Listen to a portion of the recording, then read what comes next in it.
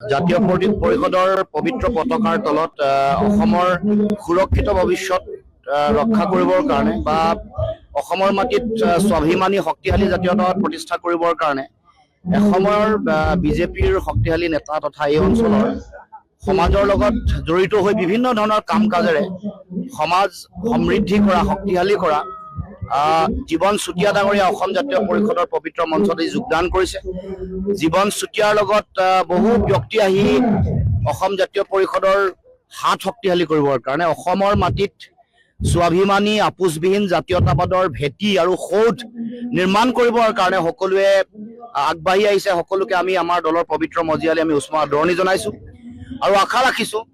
আগন্তুক দিনসমূহত সৰুপথাৰ সমষ্টি এই গোলাঘাট জিলা য'ত এটা সময়ত গণপৰিষদৰ অসম গণপৰিষদৰ জন্ম হৈছিল, যিখন জিলা জাতীয়তাবাদৰ ভেটি বা এখন উৰ্বৰা পৃষ্ঠভূমি বুলি মানুহে সকলোৱে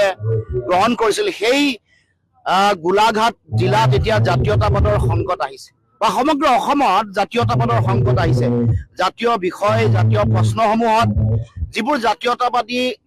দল ৰাজনৈতিক দল আছিলে তেওঁলোকে নিজৰ ব্যক্তিগত স্বাৰ্থৰ কাৰণে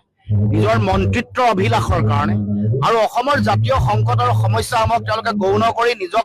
নিজৰ জীৱন সুৰক্ষিত কৰিবৰ কাৰণে তেওঁলোকে কাম কাজ কৰি আহিছে। তেনেকুৱা এটা সময়ত আমি আমাৰ ফালৰ পৰা অসমত যাতে পুনৰ আমাৰ নিজৰ ভাষা নিজৰ কৃষ্টি নিজৰ সংস্কৃতি নিজৰ ৰাজনৈতিক ভৱিষ্যত আমি আমাৰ ভাষিক সাংস্কৃতিক ভৱিষ্যত সুৰক্ষিত কৰিবৰ কাৰণে আৰু আমাৰ যিসকল উপৰিপুৰুষ আছে স্বৰ্গদেউ চাওলুং চুকাফা মহাৰাজ নৰনাৰায়ণ মহাপুৰুষ শ্ৰীমন্ত শংকৰদেৱ মাধৱদেৱ সকলোৱে গঢ়ি থৈ যোৱা এখন সমাজৰ সাতাম পুৰুষীয় ঐক্য সমন্বয় সম্প্ৰীতিৰ ভেটি শক্তিশালী কৰিবৰ কাৰণে আৰু সকলোৰে যিটো জাতীয়তাবাদৰ যি মহান আদৰ্শ যি দৰ্শন আছে তাক আমি পুনৰ উত্থান কৰিবৰ কাৰণে পুনৰ আমি কাম কাজ কৰিছো। আৰু এইবাৰ সেইকাৰণে এই ক্ষেত্ৰত অহা 26ত আমি অসম জাতীয় পৰিষদে সেই যি লক্ষ্য আছে সেই লক্ষ্য উপনীত হবৰ কাৰণে আমি কাম কাজ কৰি আহিছো। আৰু এইবাৰ